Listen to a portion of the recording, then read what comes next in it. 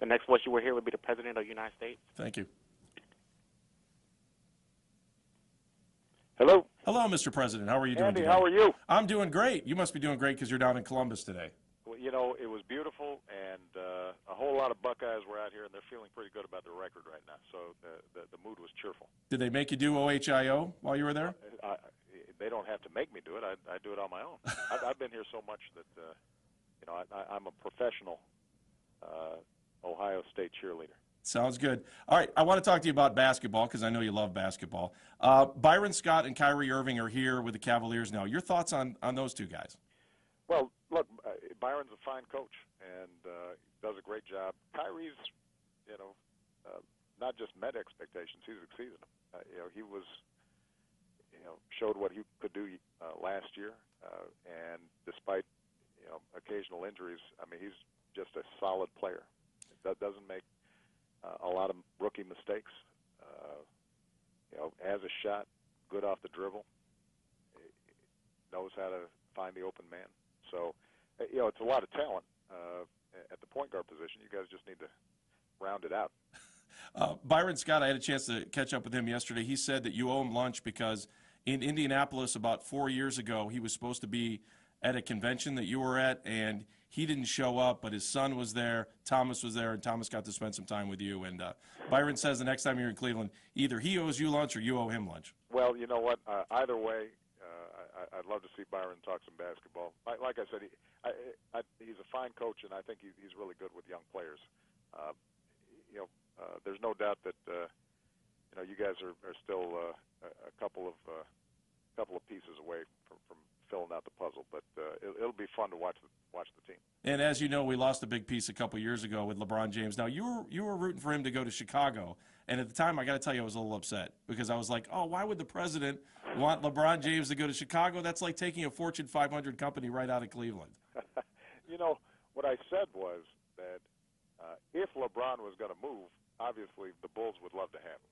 But, you know, the fact is that Cleveland's going to bounce back. You know, you guys have you know, a new manager for the Indians, and I think Francona's going to do a great job. You've got one of the best young point guards in the league. You know, and the nice thing about Cleveland is you guys are a diehard sports team, sports town, no matter what. And you're kind of a diehard sports fan too. I mean, if I was a White Sox fan, I would be happy that you'd be our #1 fan because I've always been impressed by the fact that you're not scared to wear your White Sox jackets, and no matter what stadium you go to. You can't trust somebody who wavers in terms of who they're rooting for.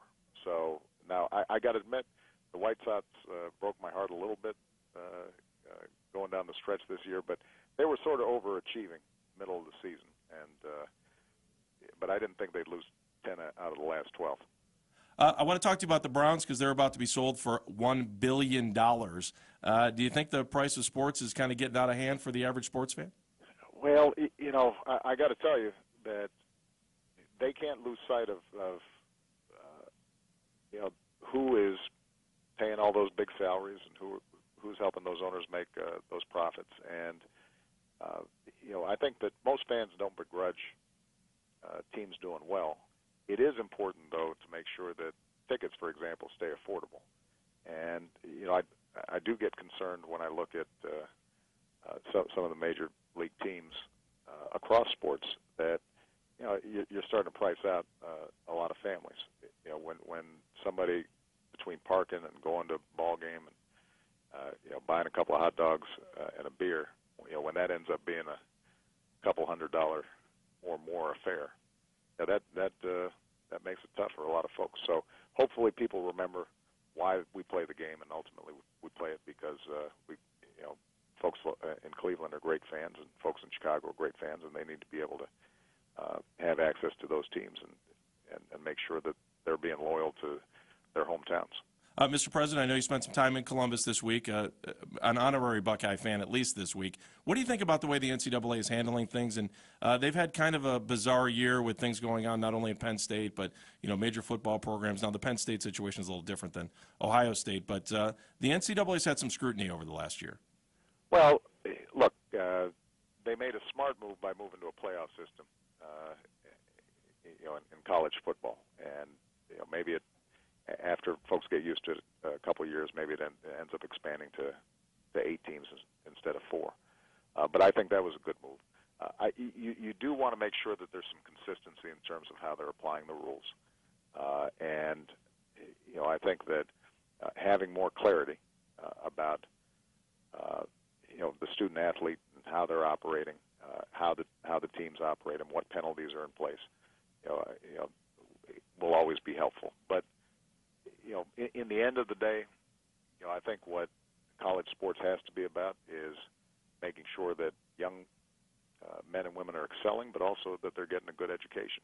And one of the things that I know my Secretary of Education has emphasized is that we've got to keep track of how are these major sports programs doing when it comes to graduation rates, because the percentage of folks who are going to be able to make a living playing professional sports is tiny. And the overwhelming majority of young people who play college sports are going to end up needing to have careers outside of sports after they graduate.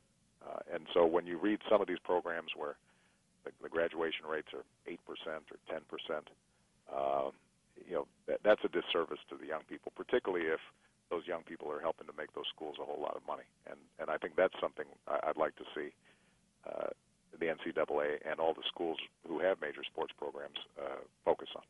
Mr. President, I appreciate your time. I know you're a busy man. Nice to talk a little sports and not politics for 5 minutes. Always. That's what I watch in the morning at Sports Center. Well, good. We'll get you a line to Baskin and Phelps so you can listen to us to find out what's going on in Cleveland as well. There you go. Good luck, guys. Thank you, Mr. President. Have a great day.